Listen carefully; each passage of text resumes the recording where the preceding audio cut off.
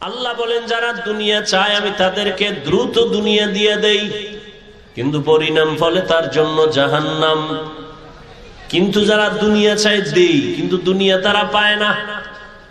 সারা দুনিয়া খোঁজ নিয়ে দেখো, যারা দুনিয়া দুনিয়া দুনিয়া দুনিয়া করে, জিকির করে, নামাজেও দুনিয়া, ঘুমাইতে গেলেও দুনিয়া, মসজিদে ঢুকেও দুনিয়া, এই দুনিয়ার পেছনে যারা দৌড়ায় দুইটা জিনিস চায়, এক চায় সম্মান আর এক চায় শান্তি।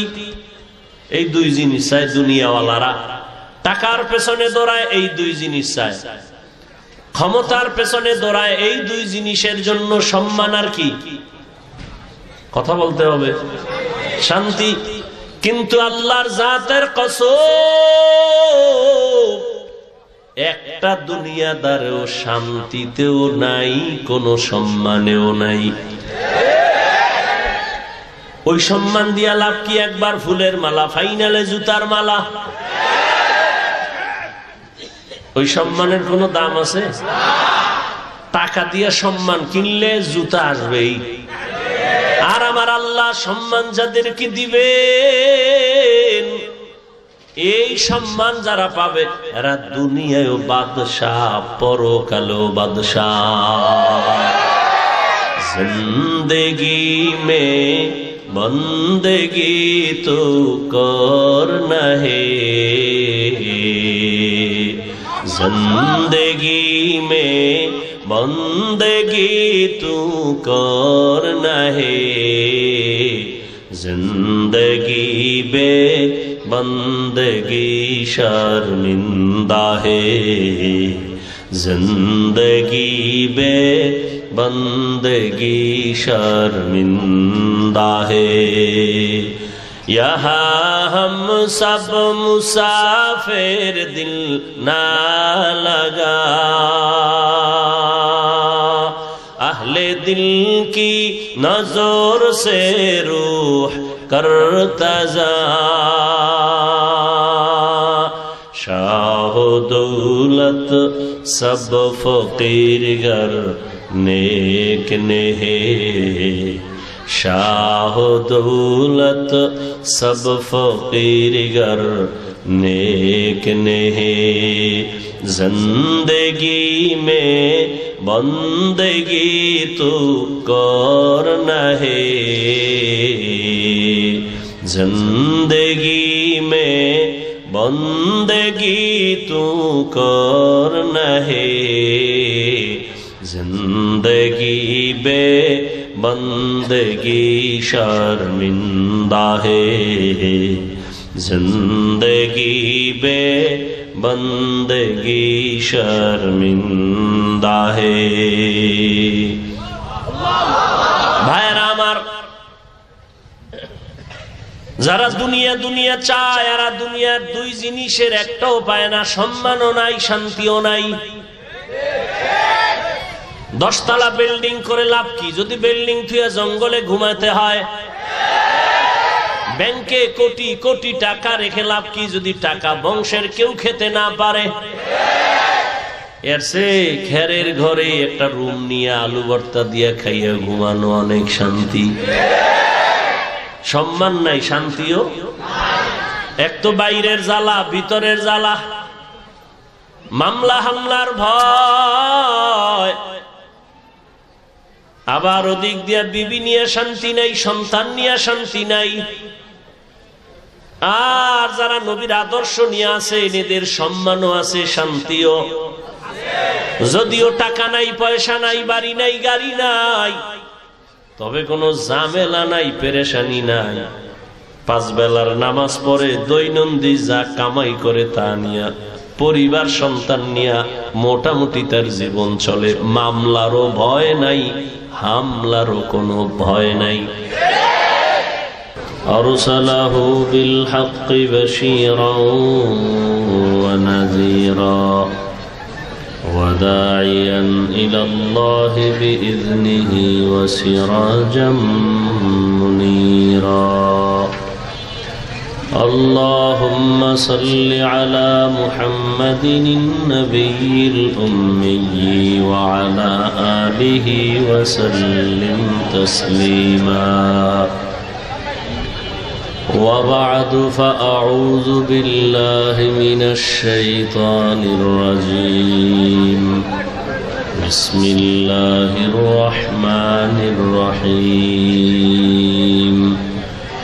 يا أيها الذين آمنوا كتب عليكم الصيام كما كتب على الذين من قبلكم لعلكم تتقون وقال رسول الله صلى الله عليه وآله وسلم فيما يرويه عن ربه عز وجل الصوم لي وأنا أجزي به وفي رواية الصوم لي وأنا أجزى به صدق الله مولانا العظيم صدق رسوله النبي الأمي الكريم ونحن على ذلك من الشاهدين والشاكرين والذاكرين والحمد لله رب العالمين সাউন্ডটা ঠিক করো ভাই পিছনে মাইক দিছো এদিকে সব বন্ধ করো কতগুলো মাইক দিলে ভালো লাগে না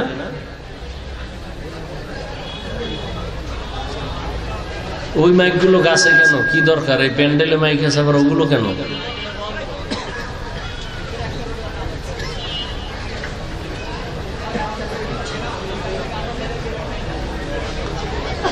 سبحانك لا علم لنا إلا ما علمتنا إنك أنت العليم الحكيم رب اشرح لي صدري ويسر لي أمري واحلل عقدة من لساني يفقه قولي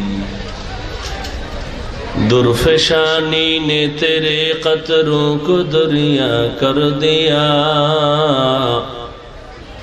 दुर्फशानी ने तेरे कतरों को दरिया कर दिया दिल को रोशन कर दिया आँखों को बीना कर दिया दिल को रोशन कर दिया आँखों को बीना कर दिया हकीकत खुल जाएगी बवक़्त इम्तिहान तेरे कि सुस्ती में या मेहनत में गुजारी जिंदगी तूने मुहम्मद ने आकर कुफर को मिटाया कुफर को मिटा कर सदाकत बताया চিড়িয়াখানার দিশারি পরিবহন মালিক শ্রমিকদের উদ্যোগে আয়োজিত খাজা মঈনুদ্দিন চিশতি রহমতুল্লাহ আলাইহির স্মরণে বার্ষিক ওয়াজ মাহফিল 27 ফেব্রুয়ারি 2025 সভাপতি জনাব মোহাম্মদ সুবহান সাহেব অন্যান্য অতিথিবৃন্দ হযরত উলামায়ে কেরাম আল্লাহ পাকের দরবারে শুকর যে আল্লাহ আমাদেরকে সুস্থ রেখেছেন এবং পৃথিবীর শ্রেষ্ঠ মজলিস উলামায়ে আহলে হকের মজলিস গুনাহ মাফের মজলিস তওবা কবুলের মজলিসে হাজির হওয়ার তৌফিক আল্লাহ আমাদেরকে দান করেছেন শুকর আদায় করি আলহামদুলিল্লাহ দরুদ ও সালাম সৈয়দুল মুরসালিন রহমাতুল লিল আলামিন শফিউল মুজনিবিন খাতামুন নবিয়্যিন সৈয়দুস সাকালাইন ইমামুল মুরসালিন হযরত মুহাম্মদুর রাসূলুল্লাহ সাল্লাল্লাহু আলাইহি ওয়া আলিহি ওয়াসাল্লামের উপর সর্বোপরি শুকর যাদের অক্লান্ত পরিশ্রমের মাধ্যমে আজ সুন্দর আয়োজন শ্রমিক পরিবহনের মানুষ যারা এরা এই ধর্মীয় কাজ করেন, এটা সব থেকে বড় আল্লাহ পাকের দয়া রহমত আমি মনে করি। আল্লাহ পাক এই শ্রমিকদেরকে দীর্ঘ নেক হায়াত দান করেন, তাদের এই ব্যবসায় হালাল ভাবে বরকত বাড়ায় দেন। প্রতি বছর উলামায়ে আহলে হকের মাধ্যমে এই আয়োজন কিয়ামত পর্যন্ত যেন চালু রাখতে পারেন, সে তৌফিক আল্লাহ দান করেন। তাদের পরিবারে আল্লাহ শান্তি দান করেন এবং এই মাহফিলের বরকতে পুরা এই এলাকায় শান্তি দান করেন। মনের মতো সাউন্ড না হইলে কত কষ্ট লাগে কথা বলতে। মিরপুরে আর ভালো মাইক নাই, এত ওয়াজ করলাম এরকম তো সাউন্ড পাই না।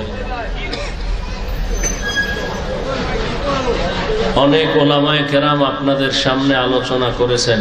নয়েজ আসে কেন? ভলিউম দিলে নয়েজ আসে কেন? কারণ কি? হ্যাঁ,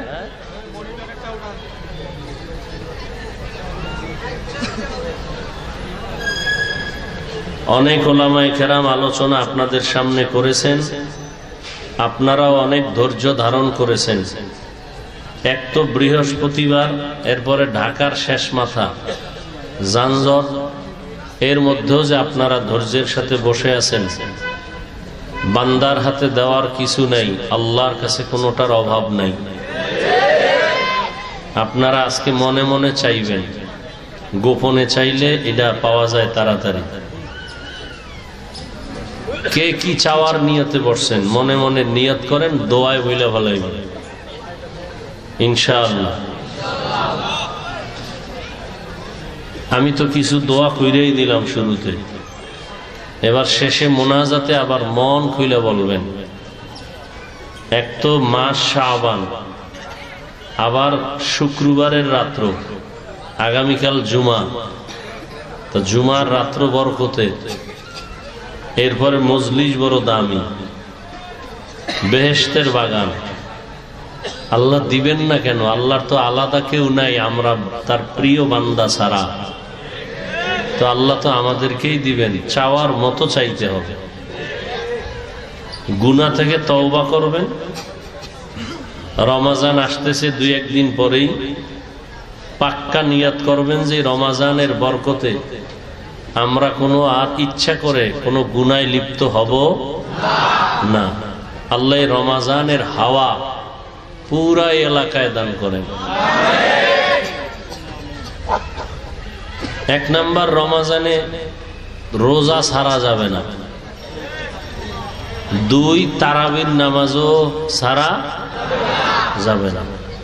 খুব ধৈর্যের সাথে কিছু কথা শুনেন, খেয়াল করে। তো আমি যে আয়াত পড়ছি এবং রসুলের একটি হাদিস, হাদিসে কুদসি এর একটা অংশ পড়ছি।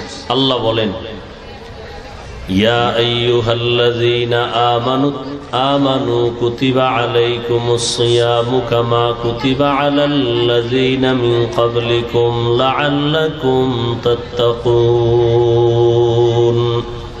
হে মুমিনেরা, তোমাদের উপরে রমাজানের রোজাকে ফরজ করা হয়েছে। ফরজ করেছি না, করা হয়েছে। কেন?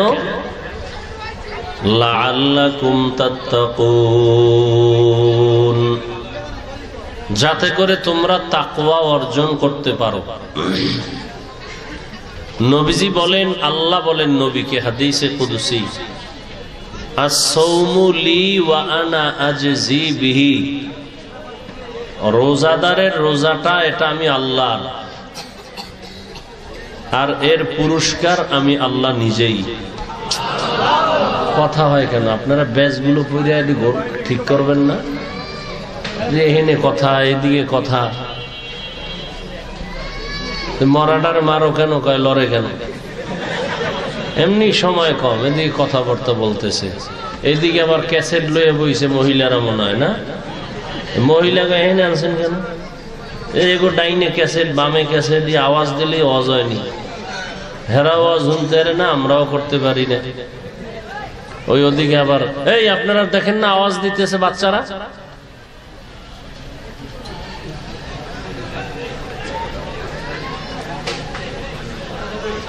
আল্লাহ আল্লাহ বলেন, হে নবী আপনি রোজাদারকে বলে দেন রোজা আমি আল্লাহ, আর এই পুরস্কার রোজাদারের আমি আল্লাহ নিজেই। তরজমা বললাম, এবার সংক্ষেপ কিছু ব্যাখ্যা শুনেন। রমজান বড় দামি একটা মাস। নবীজি বলেন রজব, এখন চলে শাবান, এর আগেরটা গেছে কি রজব। নবীজি বলেন রজব আল্লাহর মাস, শাবান আমার মাস, রমজান আমার উম্মতের মাস। নবীজি রজব আসলেই দোয়া শুরু করতেন, আল্লাহুম্মা বারিক লানা ফি রজবা ওয়া শাবান ওয়া বাল্লিগনা রমাযান। আল্লাহুম্মা বারিক লানা ফি রজবা ওয়া শাবান ওয়া বাল্লিগনা রমাযান। আয় আল্লাহ, রজবে আমাকে বরকত দান করেন, শাবানে বরকত দান করেন। ইকো হয় কেন? আরে জালা। শাবানে বরকত দান করেন, রমজান পর্যন্ত পৌঁছাইয়া দেন। খুব খেয়াল করিয়েন, রজবে বরকত দান করেন, শাবানে বরকত দান করেন, রমজানে তো বরকত আরো বেশি, আরো বেশি না? কিন্তু নবী বলেন না রমজানে বরকত দান করেন, রজবে বরকত দান করেন, শাবানেও বরকত দান করেন, রমজানে বরকত দান করেন, কথাটা বলেন নাই। কি বলছেন? রমজান পর্যন্ত পৌঁছাইয়া দেন। তো রমজানের বরকত চাইলেন না কেন? এক নাম্বার কারণ, রমজান এমন বরকতের মাস, আমি হাওয়ায় বরকত চাই না, ওই রমজান পর্যন্ত পৌঁছায় দেন যে আমি মরলেও যেন, দুনিয়া থেকে গেলেও যেন রমজানে বিদায় হয়ে যাই। রমজান এত বেশি বরকত, আমি আল্লাহর নবী এগুলো কাজ কইরা কইরা সে বরকত নিতে চাই। আমার হায়াতটা কম থাকলে বাড়াইয়া রমজান পর্যন্ত পৌঁছাইয়া দেন। রমজান এমন বরকতের মাস, শয়তানের শিকলে বান্দা, জাহান্নামের দরজা বন্ধ, জান্নাতের সব দরজাগুলো খোলা। রমজান এমন বরকতের মাস, একটা রোজাদার যখন রোজা রাখবে, রোজা অবস্থায় যদি বান্দা ঘুমায় থাকে, আমল নামায় সওয়াব লিখতেই থাকবে। এমন বরকতের মাস। এজন্য নবী বলেন, হে মালিক, রজবের বরকত দান করেন, শাবানের বরকত দান করেন, রমজানের বরকত দান করেন না, আমারে পৌঁছাইয়া দেন জায়গায়, আমি ওখানে যাইয়া কাজ কইরা কইরা কইরা কইরা বরকত নিব। কারণ রমজানের বরকতের মজাটা ভিন্ন, বড় আলাদা। রমজান, আল্লাহ বলেন, হে মুমিন, তোমাদের জন্য রমজানে রোজা ফরজ করা হয়েছে। প্রথমে ডাকলেন হে মুমিন, মুমিন বলে বন্ধুসুলভ আচরণ করলেন আমার আল্লাহ। ভাই বক্সটা একটু ছাড়েন না, এত জায়গা থুয়ে হেনে গেছেন। এই যে বক্সের সাউন্ড বাড়াও, মনিটরের সাউন্ড বাড়াও। আল্লাহ প্রথমে বন্ধু, আমি বুঝতেছি না, আশেপাশে মাইক আছে, বক্স আছে, নিচে পিছে, তো ভলিউম দিলে নয়েজ আসে কেন? এই সেটিং মেটিং সব আউলে যাউলে, এই জন্যই তুমি ভলিউম দিতে পারো না।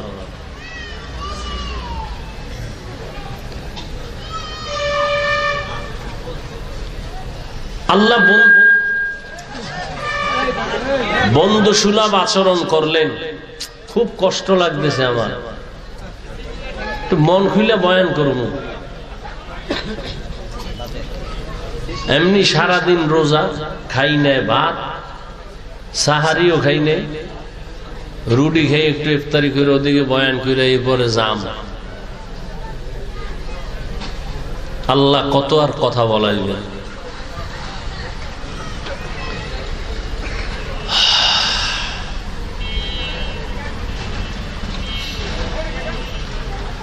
আল্লাহ বন্ধু সুলভ আচরণ করলেন।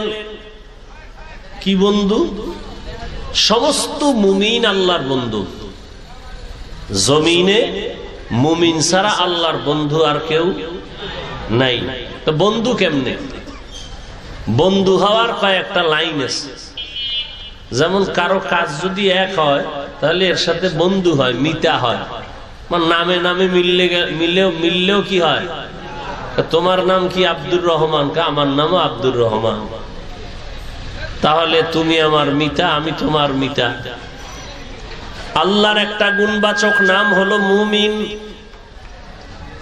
দুনিয়ার বান্দাদের মধ্যে যারা মুমিন, আল্লাহ বলেন আমার গুণবাচক নাম তোমাদের নাম যেহেতু এক, তোমরা আমার বন্ধু, আমি আল্লাহ তোমার বন্ধু।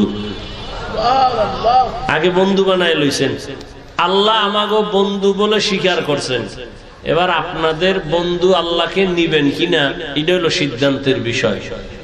যদি না আমি আল্লাহর সাথে বন্ধুত্ব করতে চাই না, তাহলে সেই সুযোগও আছে। যেমন ফেরাউন বলেছিল, হে আল্লাহ, আমি আখেরাত চাই না, দুনিয়া চাই, আমাকে দুনিয়া দাও, আখেরাত লাগবে না। আল্লাহর ওয়াদা কোরআনে, মান কানা ইউরিদুল আজিলাতা আজ্জালনা লাহু ফিহা মা নাশাউ লিমান নুরিদ সুম্মা জাআলনা লাহু জাহান্নাম ইয়াসলাহা মাযমুমান মাদহুরা। আল্লাহ বলেন যারা দুনিয়া চায় আমি তাদেরকে দ্রুত দুনিয়া দিয়ে দেই, কিন্তু পরিণাম ফলে তার জন্য জাহান্নাম। কিন্তু যারা দুনিয়া চায় দেই, কিন্তু দুনিয়া তারা পায় না। সারা দুনিয়া খোঁজ নিয়ে দেখো, যারা দুনিয়া দুনিয়া দুনিয়া দুনিয়া করে, জিকির করে, নামাজেও দুনিয়া, ঘুমাইতে গেলেও দুনিয়া, মসজিদে ঢুকেও দুনিয়া, এই দুনিয়ার পেছনে যারা দৌড়ায় দুইটা জিনিস চায়। এক চায় সম্মান, আর এক চায় শান্তি। এই দুই জিনিস চায় দুনিয়াওয়ালারা। টাকার পেছনে দৌড়ায়, এই দুই জিনিস চায়। ক্ষমতার পেছনে দৌড়ায়, এই দুই জিনিসের জন্য। সম্মান আর কি? কথা বলতে হবে, শান্তি। কিন্তু আল্লাহর জাতের কসম, একটা দুনিয়াদারেও শান্তিতেও নাই, কোনো সম্মানেও নাই। ওই সম্মান দিয়া লাভ কি? একবার ফুলের মালা, ফাইনালে জুতার মালা। ওই সম্মানের কোনো দাম আছে? টাকা দিয়া সম্মান কিনলে জুতা আসবেই। আর আমার আল্লাহ সম্মান যাদেরকে দিবেন, এই সম্মান যারা পাবে এরা দুনিয়ায় বাদশাহ, পরকালেও বাদশাহ। জিন্দেগি মে বন্দেগি তো করনা হে, जिंदगी में बंदगी तू करना है, जिंदगी बे बंदगी शर्मिंदा है, जिंदगी बे बंदगी शर्मिंदा है। यहाँ हम सब मुसाफिर, दिल ना लगा, अहले दिल की नजर से रूह करतजा,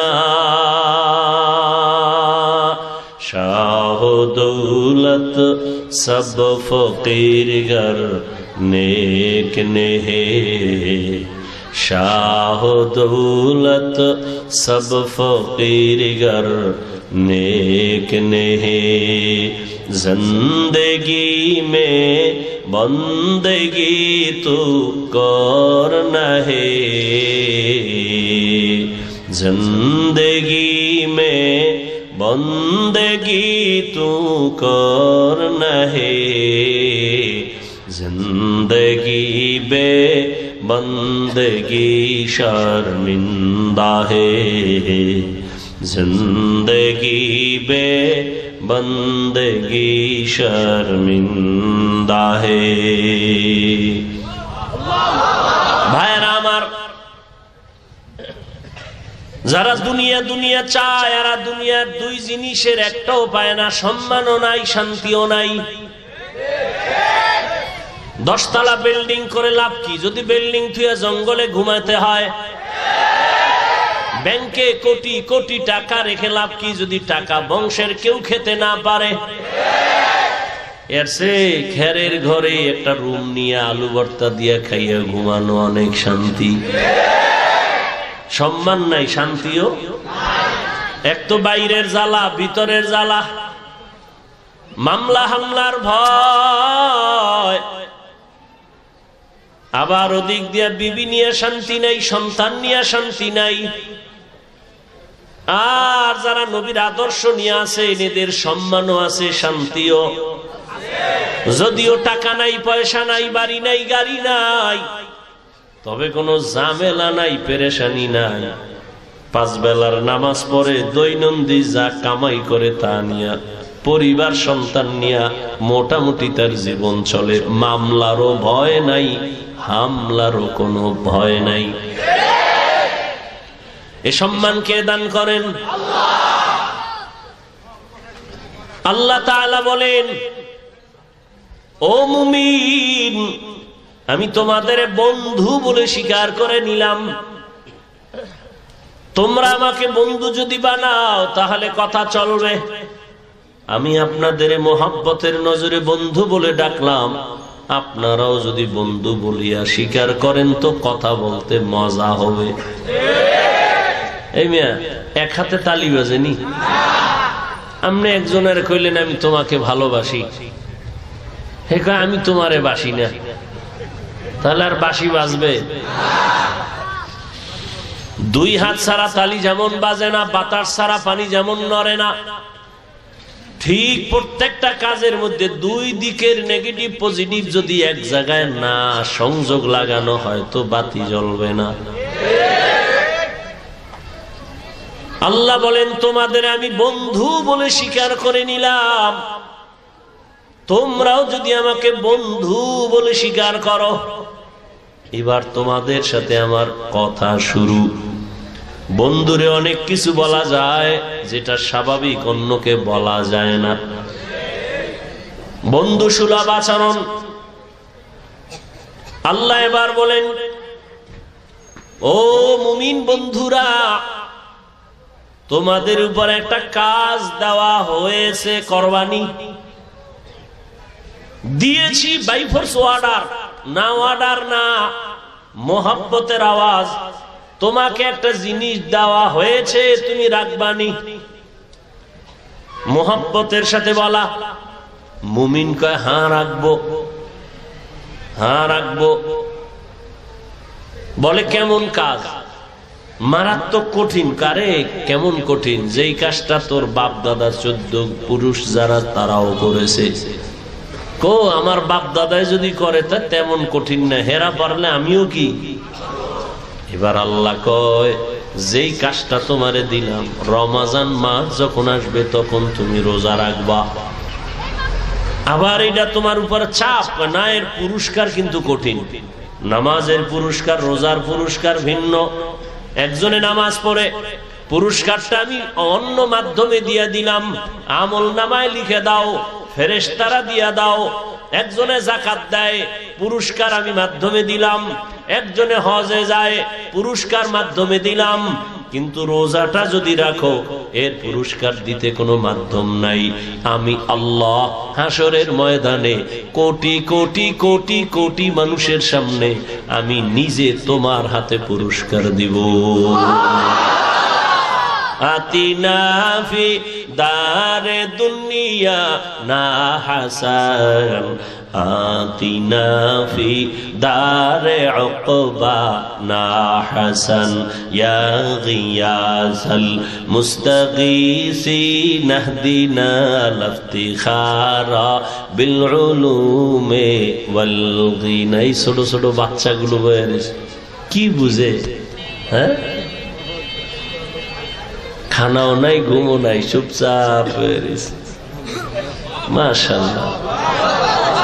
আল্লাহ প্রত্যেকটা শিশুকে ভবিষ্যৎ জীবনে উজ্জ্বল নক্ষত্র বানায় না। এরা কি বুঝে? আর আপনারা বুঝাও, ওই মসজিদের মধ্যে একটা গরু দৌড় দিয়ে ঢুকে গেছে, ঢোকার পরে মুয়াজ্জিন বা খাদেম বেত লয়ে দিছে বাড়ি, গরুর মালিক তুমি গরুটার বাড়ি দিলে, এটা কিছু বুঝে? ও না বুঝে ঢুকছে, আমি তো বুঝি এই জন্য ঢুকি না। দেখো না, গরুটা না বুঝে ঢুকে গেছে।